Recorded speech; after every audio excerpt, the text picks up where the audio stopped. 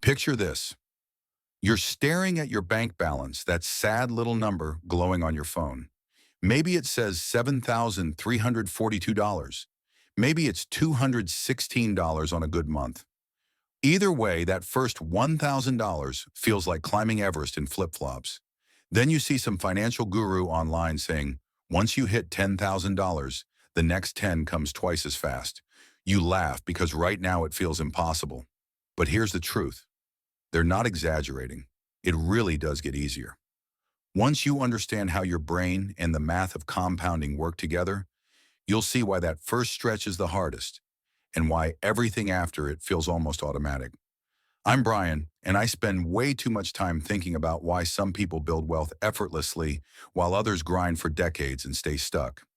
If you've ever felt like you're sprinting but never moving forward financially, this is why. Your biggest enemy isn't your income, it's your brain. Your brain is wired for instant gratification. It's called temporal discounting. Basically, you crave rewards now and downplay anything that benefits your future self. A $50 dinner tonight feels exciting. Saving that same $50 feels boring and pointless. That's why saving your first $1,000 feels like a battle. You're literally fighting your own biology. It doesn't help that your brain plays accounting tricks on you too. Psychologists call it the house money effect. You treat every dollar differently depending on how you got it. Your paycheck feels serious, but a tax refund or birthday cash feels like bonus money, so you spend it faster. But money doesn't care where it came from. Every dollar can either work for you or disappear. Then there are the money scripts buried deep in your mind, the ones written when you were a kid. Maybe you grew up hearing, "We can't afford that," so often that your brain decided you're just not the type of person who gets ahead. Maybe money caused stress at home, so your subconscious now links wealth with conflict. Or maybe your family never talked about money at all, so you learn to feel guilt or shame for wanting more. Those beliefs don't just disappear. They quietly shape every decision you make with money. And let's not forget evolution. Your brain wasn't designed to make you rich. It was designed to keep you alive. Thousands of years ago, humans who grabbed food and resources right away survived. Waiting for later wasn't an option. That same wiring still runs your instincts. It tells you to take what you can now, even if it costs your future.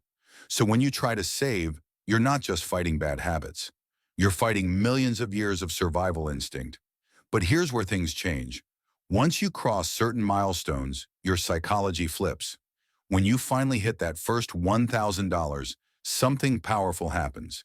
You start believing you can. That's self-efficacy, the belief that your actions actually work.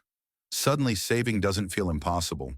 You've proven to yourself that it's doable, and that's where momentum starts. Let's make it real. Say you save $100 a month. At first, it's brutal.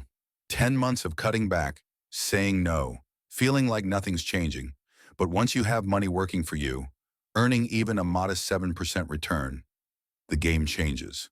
The second 1,000 takes about 9 months instead of 10, then 8.5, then less than 8.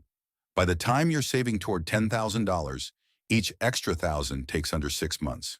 At $10,000 invested, your money earns about $700 a year, almost 2 months of savings for free. That's when you start feeling it. You check your account and see it growing. Not because you worked harder, but because your money worked for you. That's when saving becomes exciting, addictive even. You start wanting to save more, not because you have to, but because you see it working. At $20,000, your money earns around $1,400 a year. At $50,000, it's $3,500. Roughly $300 a month of passive income. That's like a side job that never takes a break. You've turned saving into momentum. And the best part? You start realizing money isn't about buying things. It's about buying options. When you're broke, you have no options. You take the job you can get, not the one you want. You live where you can afford, not where you'd love to be. But when you have savings, you have leverage. You can say no to toxic work. You can take risks. You can wait for the right opportunity instead of grabbing the first one out of fear. That's why wealthy people say the first $100,000 is the hardest. Not just because of math, but because of mindset. Most people quit right before that turning point. They look at their tiny balance and think it's not working, but they're inches away from breaking through. And while they quit, small bad habits compound in the opposite direction. That $5 a day coffee, that's $1,300 a year. Left invested at 7%, that's $53,000 in 20 years. It's not about guilt, it's about trade-offs. Tiny decisions every day decide whether your money grows or disappears. And here's the final secret. Overspending isn't a math problem. It's an emotional one. People spend not because they're stupid, but because they're seeking comfort, excitement, or relief. Lunch breaks, shopping sprees, nights out, they're quick dopamine hits in a life that feels stressful or dull. You can't fix that with budgeting apps. You fix it by finding new rewards, getting that same rush from saving instead of spending. Watching your money grow gives you a longer, deeper satisfaction than any impulse purchase ever could. Then one day, something magical happens. You open your investment app and realize your money earned more interest this month than you managed to save. You've officially flipped the script. Saving doesn't feel like sacrifice anymore. It feels like winning. Your brain finally gets it. So here's your choice.